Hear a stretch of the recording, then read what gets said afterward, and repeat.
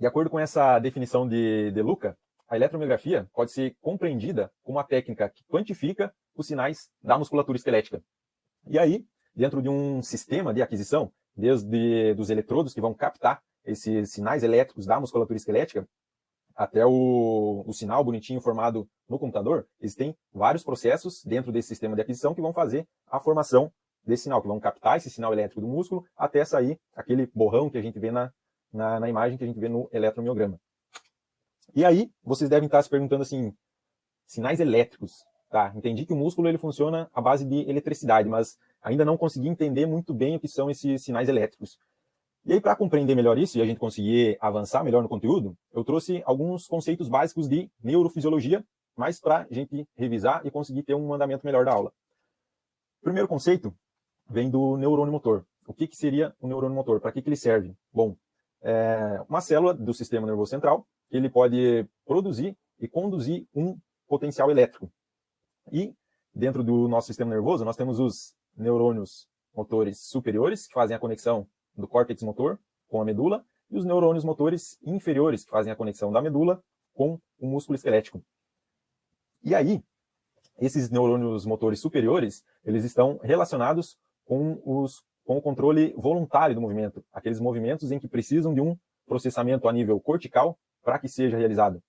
E esses neurônios, os neurônios motores inferiores também estão associados a esses processos, porém, em processos de reflexos medulares, por exemplo, esses neurônios motores superiores, eles não estão diretamente envolvidos. Por exemplo, o que seria um reflexo medular? É quando a gente tem um estímulo aferente, ele bate na medula e volta gerando uma contração. Nesse exemplo que eu trouxe para vocês, aqui tem uma pessoa encostando o dedo em uma vela, aí ela vai ter os nervos sensitivos que vão receber essa informação, vão enviar um estímulo aferente que vai até a medula.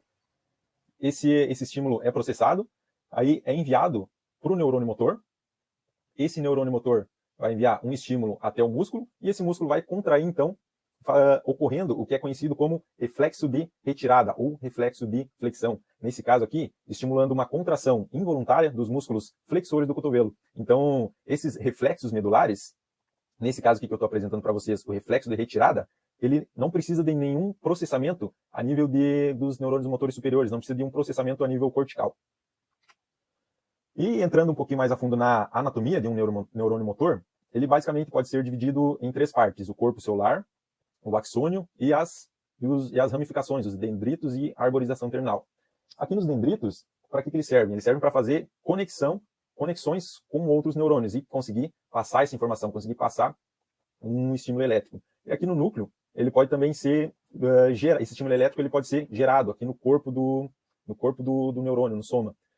E esse estímulo ele pode ser gerado e transmitido ao longo do axônio até a arborização terminal. Nessa arborização terminal é onde o neurônio vai fazer a conexão com a fibra muscular, por exemplo, criando o que nós conhecemos como junção neuromuscular.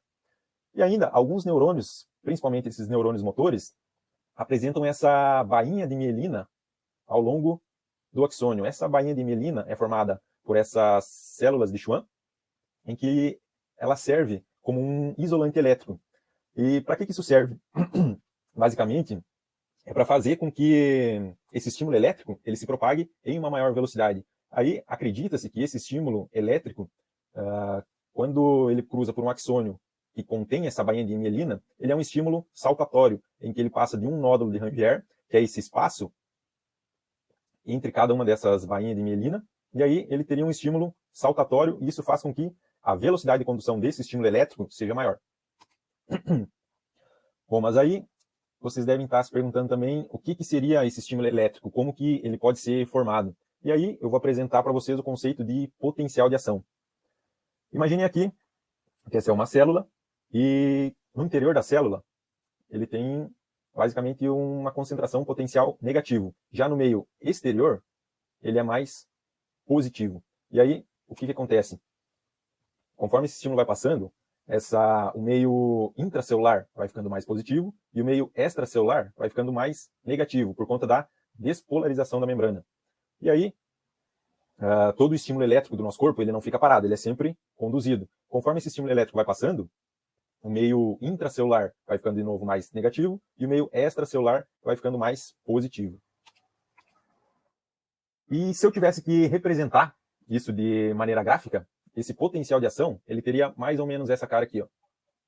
Potencial de repouso da membrana, mais ou menos menos 70 milivolts. E esse valor aqui depende muito do tipo de célula. Então, ele não é específico de menos 70 milivolts. Ele pode variar na célula muscular e na célula nervosa, por exemplo. E aí, essa variação no potencial da membrana, ela ocorre por conta da movimentação desses eletrólitos, principalmente sódio e potássio. O que acontece? Potencial de repouso da membrana, meio intracelular mais negativo. Por isso que o potencial de repouso da membrana está aqui em menos 70 milivolts. Receber um estímulo que consegue atingir esse limiar de excitação, a membrana ela é despolarizada. Isso faz com que o meio intracelular fique mais positivo, ou seja, por conta de uma entrada de sódio, esses canais de sódio se abrem e eles entram nesse meio intracelular. E aí depois vai ocorrendo a repolarização, em que tem uma abertura dos canais de cálcio e potássio, desculpa, e eles vão indo para fora. Tem uma etapa de hiperpolarização, até que a membrana ela volta para o seu potencial de repouso. E aí, o mecanismo que faz esse retorno do potencial de repouso da membrana é conhecido como essa bomba sódio-potássio, que aí ela vai regular de novo as concentrações de sódio e potássio no ambiente intra e extracelular. Outro conceito que é importante para a gente compreender bem a eletromiografia é o conceito de unidade motora. Bom, então, a unidade motora ela é constituída por um neurônio motor, juntamente com todas as fibras musculares por ele inervadas. Então, aqui nós temos um motoneurônio alfa e juntamente com as fibras que esse motoneurônio inerva. E aí, dependendo do músculo, ele pode ter muitas ou poucas unidades motoras. Então, esse conjunto de unidades motoras é conhecido como uma rede de motoneurônios, inervando, então, várias fibras do mesmo músculo. E a partir de todos esses conceitos, fica mais fácil de entender como que o nosso músculo contrai.